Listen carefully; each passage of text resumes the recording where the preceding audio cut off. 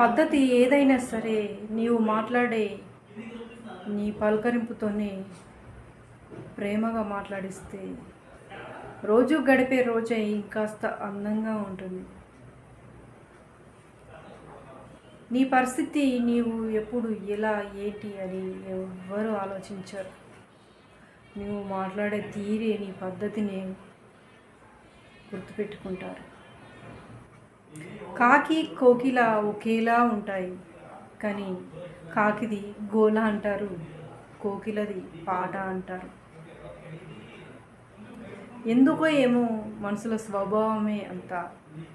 మనం మాట్లాడే పద్ధతిని బట్టి ఇతరులు మనతో మెదిలే పద్ధతి కూడా అలానే ఉంటుంది.